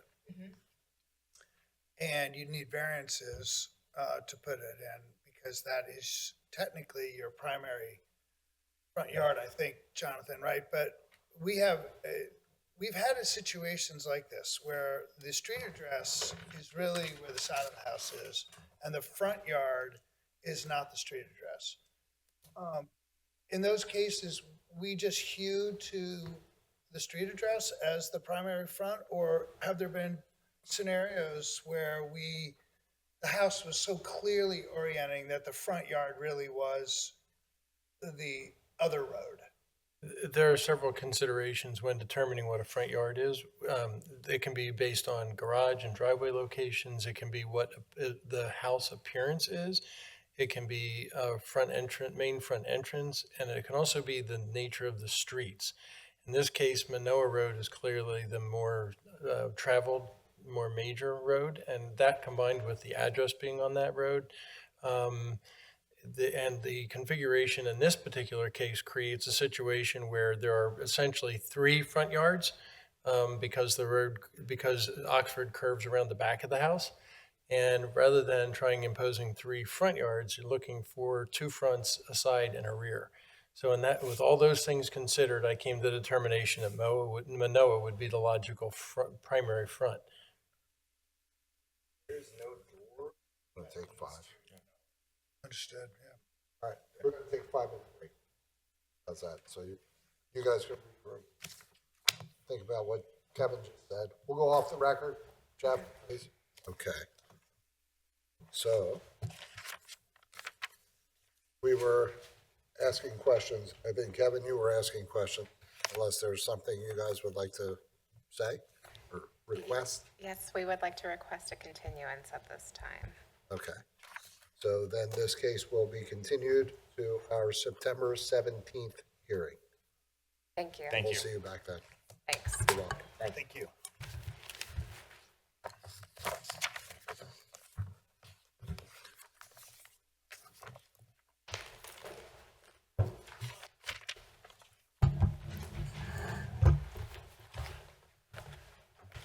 Our next case will be Z2621, William Myers, owner of 100 Turnbridge, Haverford, DC parcel 2205010600, who seeks a variance from section 1827074 to allow additional width exceeding the code maximum of 25 feet in the required front yard.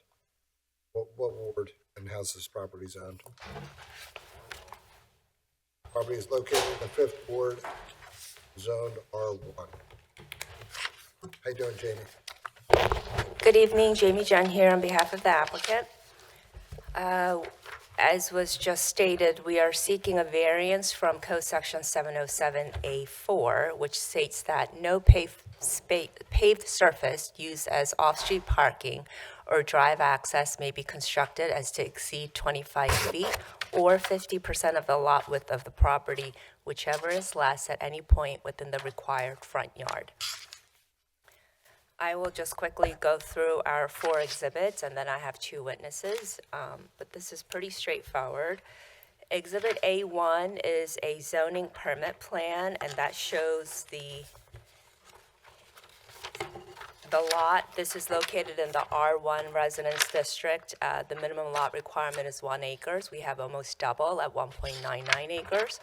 The required frontage or lot width along the street is 100 feet. We have, I believe, almost 168 foot wide lot here.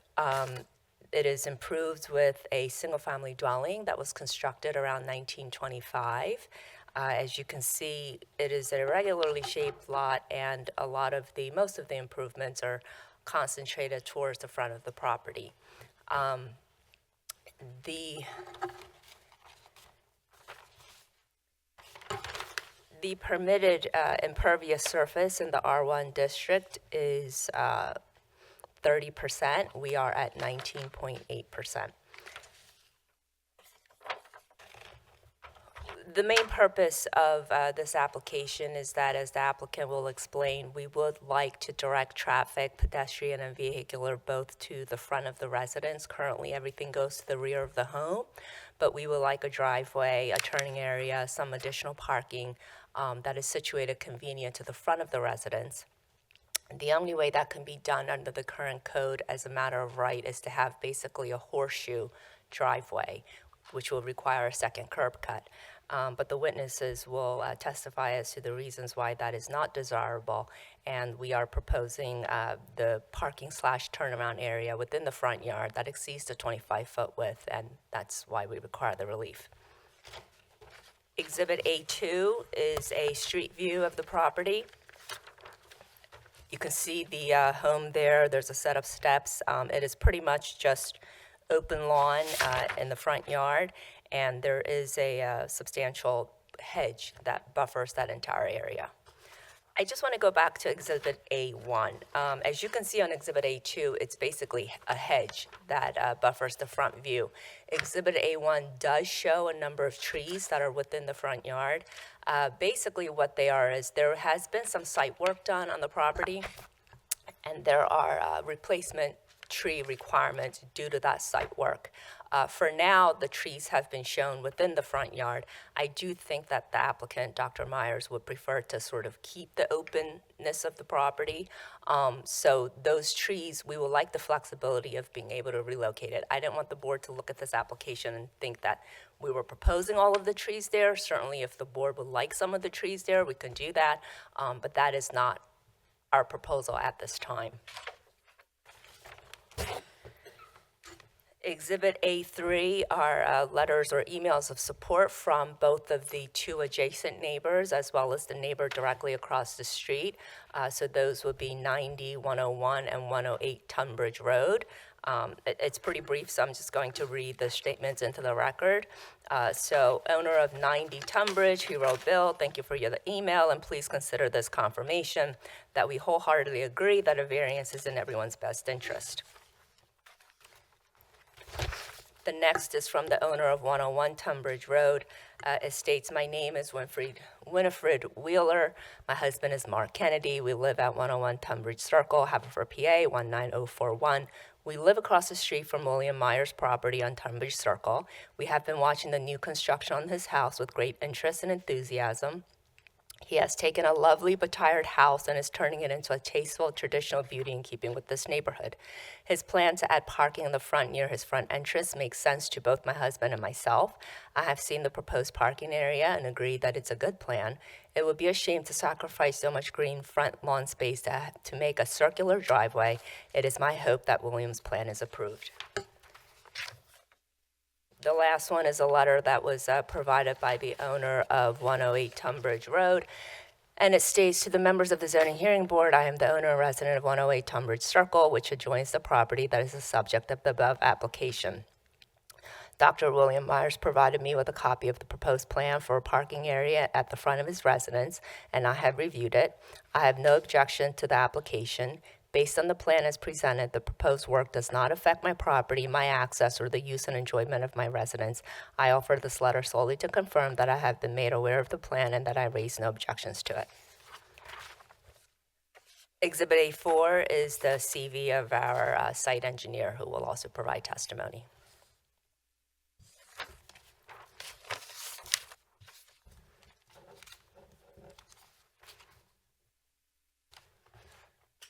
If the board doesn't have Go any ahead, questions. Jamie. Huh?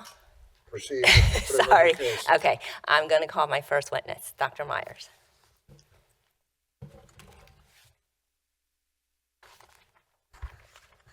Could you please state your name and address for the board? William Clark Myers, 100 Tunbridge Circle or Road. Please raise your right hand. I have to swear you in. Oh, I'm sorry, yeah, Do you swear to tell the truth, the whole truth, and nothing but the truth, so help you God? I do. And your full name again and address for the record? William Clark Myers. Okay. Go ahead, Jamie. You have owned the property since 2017, correct? Yes, right at the end of 2017 is when I bought it, yes. And I have provided this board with a little bit of a background, but can you explain again to them what improvements you're proposing and the reasons for those improvements? Yes, well, it's an old house, and it was pretty clear that things were falling apart. And I wanted to enhance this property as well as the neighborhood. And so we did a lot of work in the back where we turned the garage 90 degrees and made a connecting area from the garage to the rest of the house. One of the main issues that I had in living in it was everybody would come in the back way and then just stay in the kitchen, and the front of the house was never used at all. And so it was really important. I'm a physician and have good friends. I do sports medicine and have very, very close friends who are really well known. For example, the fellow the Sixers just got has been a close friend. I had a little bit to do with his coming, and I wanted to have a relatively small, secure area and not disturb the greenery, et cetera, and the rest of the yard, and where you can park a couple of cars and turn around with a three-point turn, or however you want to do it. I thought also that the exit area having a second entry exit area would really decrease the security of the place, and so it was just be much easier to provide the security with having only one entry to the area. And I have read to the board the letters of support. These were obtained by yourself after you have spoken to your neighbors, showed them your plans, and they do not have any objections. Correct. I went to the different neighbors, and we are kind of an athlete neighborhood with people from Jason Kelsey to John LeClaire, who wrote one of the letters. And We're aware. We've seen them both. Okay. and I mean, these folks have been patients of mine over the years too, so we're very close in many ways. But it's a nice neighborhood, and I just didn't want to just downsize. I just decided to we should build it up. Those are all of my questions for. Okay. Who did I go to first? I forget now. You, Ed? You first, right? Okay. Ed? Yeah, I'm just looking at the side, and you would be allowed by our ordinance to be able to put in a circle drive like your neighbor does. That's correct. Okay.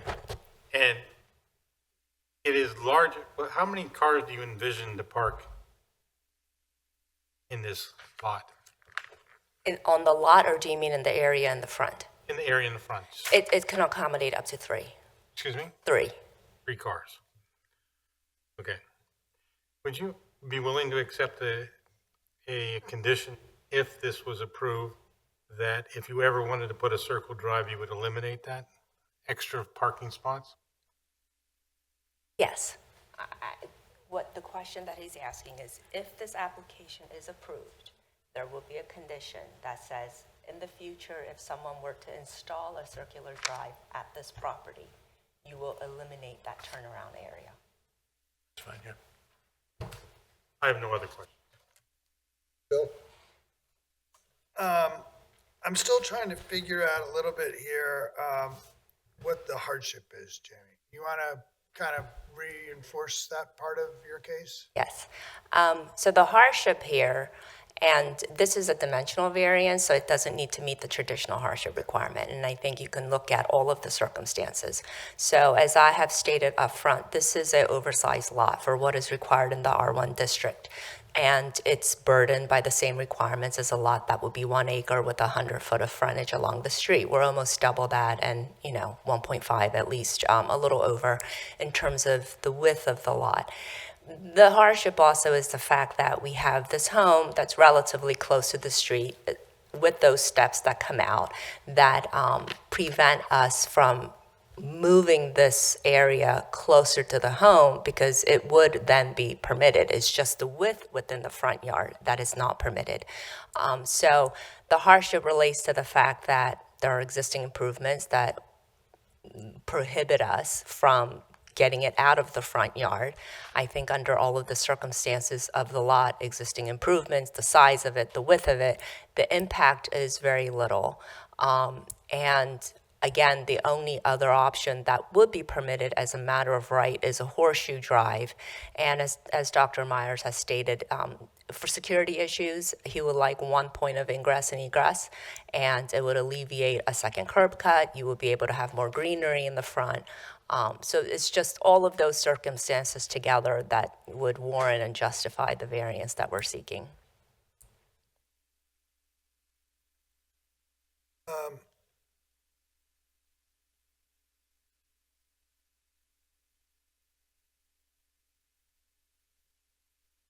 So the reference in the correspondence with Mr. Ashkenazi, a likely soon-to-be antiquated township rule prevents us from being a little closer to Tunbridge. And I think, so explain the first part of that sentence. I'm not sure what that was meant to be, or what that's referring to. And I can double check with Dr. Myers. My understanding is that, and I was brought onto the project a little later on, so there were conversations with the township, with the zoning officer with respect to this code provision. I think what had been conveyed to Dr. Myers is that this is an old provision and it probably perhaps doesn't really make sense and doesn't apply reasonably to some of these properties in the township. I think that Dr. Myers was also under the impression that this may be addressed with the upcoming revision of the zoning code that the township is working on. But my understanding from speaking with the engineer is that that provision has not been touched in the draft of the new ordinance. So that's what that means. But I don't think that that really impacts the fact that the neighbor is in support of the application. He's seen the plan. Okay, and then the second half of that sentence, it would make us keep what is meant to be a temporary exit near your house. That's just referring to what would otherwise have been the other half of a horseshoe.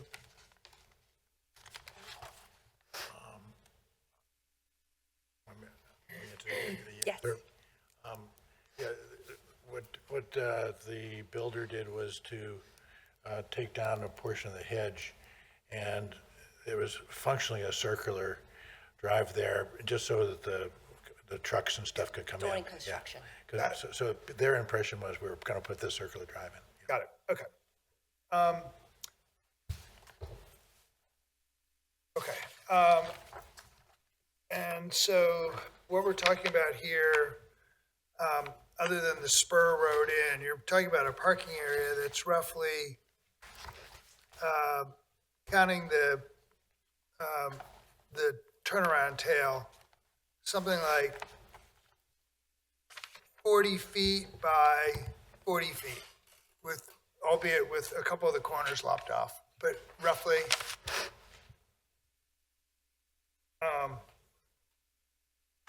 And could I save those types of questions for our engineer? Sure. Because he will get into sort of the design of it and, That's fine. you know. Yep. Kevin, I have nothing for Dr. Myers. Jessica? My only question is the parking in the front of the house, will you be using that on a regular basis, or is it strictly for visitors? It'll be primarily for visitors, and I'll use it sometimes when may operate late into the night often, so I'll park in the front time to be able to, because the master bedroom's gonna be in the front now. But it'll be, for guests and for service delivery and that sort of stuff. Okay, thank you. No other questions. Go ahead, Jamie. I have no. I will call my second witness. Good evening. Please raise your right hand. Do you swear to tell the truth, the whole truth, and nothing but the truth so help you God? I do. And your full name and the capacity in which you appear, please? My name is Harry Samuel Heilig-Gurgel. I'm a professional civil engineer hired by the applicant. And I have submitted and marked your CV as Exhibit A4. Can you just briefly describe for the board your professional and educational background? Yes. I got my Bachelor of Science from Penn State University. Following my graduation from Penn State, I worked for a national firm called HNTB. I was an in-house consultant for PennDOT, SEPTA, and Amtrak for 5 years. During my tenure at my previous firm, I completed night school at Villanova University and got a master's degree. Following that, approximately 2 years ago, I was hired at Site Engineering Concepts, and since then I've worked on a multitude of institutional, residential, and commercial projects. So based on that summary and Exhibit A4, I ask that the board admit him as an expert in civil engineering.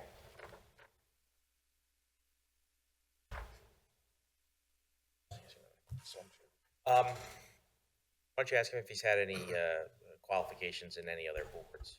Sure. Zoning. Have you provide testimony as an expert in front of any other boards? Yes, I have. And could you list some of them? Yeah, sure. Easttown Township, Tredyffrin Township, Radnor, Springfield Township, Montgomery County, Newtown Township, Delaware County, Falls Township, Forks Township, dredging back here. It's okay, and you were admitted as an Yes. expert in front of all those Yes, various correct. boards? As a civil engineer. As a civil engineer. License active? Yes. All right, unless there's a specific objection or any further discussion from any of my fellow board members, we'll accept Harry as an expert in civil engineering. Can you please describe for the board what you were asked to do in connection with this project? Yes. Site engineering concepts was retained approximately midway through 2025 by Dr. Myers. He was looking to complete a renovation on his home, as was discussed, including a garage. We prepared grading and drainage permit plans in accordance with the township ordinance and received approval in early 2026. Following this, construction commenced. Construction is underway, and we were contacted by Dr. Myers as construction continued. He saw the circular nature of the drive and looking at the site plan realized it was not conducive to his proposed desired use of the property. And I've gone into a little bit, but can you explain for the board what are the unique characteristics of this property? Yes. This is Exhibit A1. There are larger copies if anyone desires them. So the property is an irregular lot. It's regularly shaped. As previously stated, you know, it is larger than is required per the zoning district, as well as that it is a larger frontage than is required by the zoning district. As well as when we're looking at the lot and talking about this front parking area, it is worth noting that, you know, the average parking space we would provide in Haverford Township, 9 by 18 is your minimum. On average, we like to provide 10 by 20, just a little easier. You know, you don't want two cars too close to each other. Generally, striping is 4 to 6 inches between spots to allow doors to not hit each other, etc. Following this, trying to provide for 3 parking spots here, you know, we have 31 feet of width at the terminal point of this parking area, and the turning radii give us that width of 37.3 feet as it protrudes into the front yard setback. In addition to that, we have the 13.9, so that is cumulative, the 13.9 feet of the driveway width in the front yard and the 37.3. That being said, this driveway front parking area has been minimized to the greatest extent we could, while still managing to have 3 cars pull in and out without striking one another with circulation.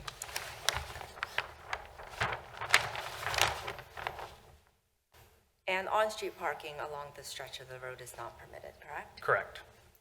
Will the variance, if granted, alter the essential character of the neighborhood or substantially or permanently impair the appropriate use or development of adjacent property or be detrimental to the public welfare? No. And is the variance requested the minimum variance that will afford relief and represent the least modification possible? Yes. Those are all of my questions for him. Okay, Kevin? No questions. Billy? So I just wanted to understand the magic of having 3 cars in the front as essentially being parked there. Was there a reason for 3? It was what was conveyed to me. And so the lot, the parking, the new proposed parking is, in your view, sort of the minimal that you would need to handle 3 parked cars? Yes, correct. I personally, professionally like to provide at least a 40 by 40 block. If there's going to be at least 3 cars parked, greater than 3 cars, I would go 60 by 60 if I could. And I also want to mention that, you know, aside from visitors and the residents of the home, he does receive deliveries as well. So the hope would be that delivery trucks would also utilize that turnaround area in the front as opposed to going to the rear of the property. What's the total acreage? It's 1.99, almost double. Okay. All right, thank you. Ed? Is there any parking along Tunbridge Road? No. No. Thank you. That's all I had. Jessica? No questions, thank you. And neither do I. Thank you. Thank you. Anything you'd like to add, Jamie? No, I mean, I think I pretty much stated everything in the beginning, so, Okay, and you want to move for the admission of your exhibits, right? Yes. So admitted. For that, I'll ask, and I haven't lost my mind, although some might suggest otherwise, if there's anyone present that received certified mail that wishes to testify, anyone present that received regular mail, any other resident of Haverford Township. With that, we'll close the record on this case, and the decision will be rendered either this evening In the event we're unable to render a decision this evening, one will be rendered at our next hearing, or not our next hearing, on our hearing of 9/17, September 17. All right, thank you. You're welcome. Have a good night. You guys want to give it a crack? Off the record, Jeff, please. We'll resume the meeting of the Haverford Township Zoning Hearing Board of Thursday, August 20th, 2026. With respect to case Z2618, Marley Real Estate Holdings, LLC, I won't read the rest of the description into the record unless somebody specifically requests that I do so. I would ask, are you prepared to vote, Jessica? I am. Ed? Yes. Bill? Yes. Kevin? Yes. And so am I. Kevin, would you please take that decision? Yes, Mr. Chairman, with respect to case Z26-18, I would vote to approve the application with the following conditions. The egress well shall be removed away from the bay window of the existing structure. The project will be completed in accordance with the notes of testimony and within 18 months of the date of approval. Of this approval. Yeah. Bill, how do you vote? I agree. I agree as well. Ed? I agree. Jessica? I agree. Application is approved 5-0 with those conditions. With respect to KZ 26-19, John Rare and Sons, LLC, and again, I won't read the rest of the description into the record unless somebody specifically requests that I do so. I would ask Jessica, are you prepared to vote? I am. Ed? Yes, I am. Bill? Yes. Kevin? Yes. And so am I. Ed, would you please take that decision? Yes, I vote to approve the requested variance. One, with the following conditions. One, a fence should be erected along the top of the wall, at least for the 30-inch wall is exceeded. Two, subject to the approval of the township engineer. Three, to be completed according to the notes of testimony. And four, to be completed within 18 months from this approval. Jessica? I agree. Kevin? I agree. Bill? I agree. So do I. That application is approved 5-0 with those conditions. With respect to KZ 2621, William Myers, owner of 100 Tunbridge, I would ask, are you prepared to vote? Jessica? I am. Ed? Yes. Kevin? Yes. Bill? I am.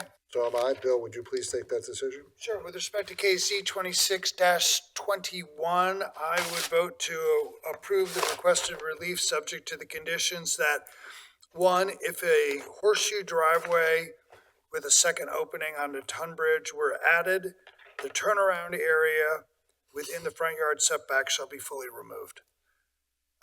Condition number 2, the project will be completed in accordance with the notes of testimony within 1 year of the date of this approval. Okay. Kevin? I agree. Ed? I agree. Jessica? I agree. And so do I. That application is approved 5-0 with those conditions.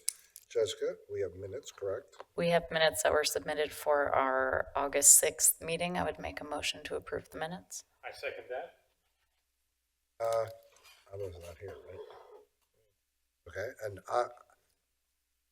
I'll do a voice vote because I was not present, so I need to recuse or abstain. Kevin? Yes. Bill? I approve. Ed? I agree. Jess? I agree. Okay. Any other administrative matters or anything we need to discuss on the record? And we are adjourned. Great job, everybody.